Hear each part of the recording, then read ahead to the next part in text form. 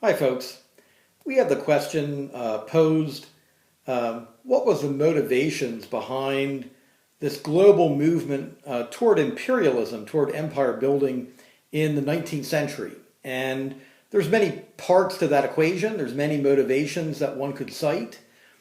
I think a fundamental reason why so many of the great powers joined in the effort to grab territory and populations around the globe had to do with status. The fact that in the minds of many 19th century people, the definition of greatness was directly tied to the acquisition of colonies and empire building. And of course, earlier in time, this activity had already been going on. If you go back to the 18th century, there was the belief that resources in the world were finite.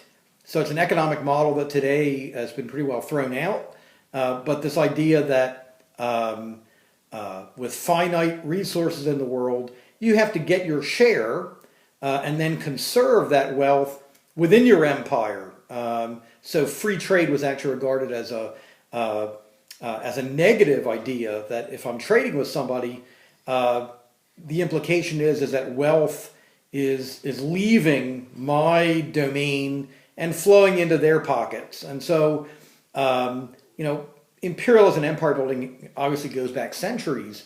In the 19th century, though, I think you have new powers like the United States, like unified imperial Germany, Japan, and other countries. Italy unifies in the 19th century. The dog just came in and said hi. These nations are in effect playing catch up. They're attempting to get their fair share, and oftentimes they acquire territories that the other great powers really don't want. So a great example of that would be Imperial Germany acquiring Southwest Africa, what's now Namibia, which is mostly desert. Why would the Germans want that? It has to do as much with planting the flag and building a German empire. It didn't matter whether economically Southwest Africa had much in the way of resources. It was an acquisition. You can make the same argument. Why did the United States choose to acquire the Philippines or Puerto Rico? I guess in the case of the Philippines, there were hopes that would open the doorway to the China trade. But practically speaking, you could doubt how much acquiring and holding the Philippines as a colony really paid for itself. There's when you kind of add up all the costs, we have to fight the Philippine insurrection because the people of the Philippines want their independence, and then later on we have to fight the Japanese who had taken the colony away from us. You can raise serious questions about whether it made material economic sense for the United States to acquire that colony in Southeast Asia, but we did it. I think also it's worth saying, besides status, that the builders of 19th century empires are looking for raw materials, for cheap labor, for captive markets. That's an important concept.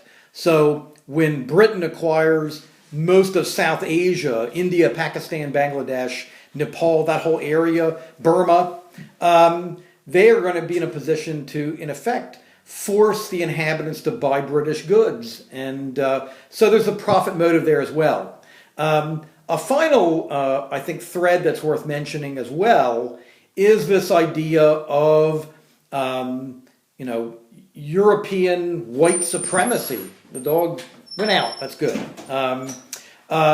I think that many 19th century Westerners took it for granted that their people, their culture, was simply better than the peoples of Asia, Africa, the Pacific, and other parts of the world. In the case of Britain, you had people like Rudyard Kipling, writing explicitly what we would regard today as racist poetry, talking about taking up the white man's burden, that Britain has this duty to govern less sophisticated, less civilized basically inferior peoples. And so it was regarded as an obligation on the part of the Anglo-Saxons to help govern other parts of planet Earth. And of course, ultimately the sun didn't set on the British Empire practically at anywhere, any time of day or night. Somewhere the sun was shining on a British flag, somewhere on the planet. And in places like the United States, many Americans saw the United States as an English-speaking country that shared that burden, that in the case of America, we were going to spread American values of democracy and free enterprise and basically the American way to the peoples of Asia and Africa and Latin America and other places. What's remarkable to me is how short-lived the empires that were built during the 19th century proved to be. Many of those territories within 50 years or less would get their independence. And so the other thing, of course, is that the imperial competition of the 19th century is going to be one of those factors in leading the planet into World War I, which we'll be covering next week, which turns into an unmitigated disaster for virtually all of the combatants. No one is really going to benefit that much from the First World War, and virtually all of the combatants' assumptions about what the war would do for them turn out to be wrong. So, have a great weekend, and we'll get into the First World War and related matters starting on I guess we're up to week 6 already. So, talk to you later.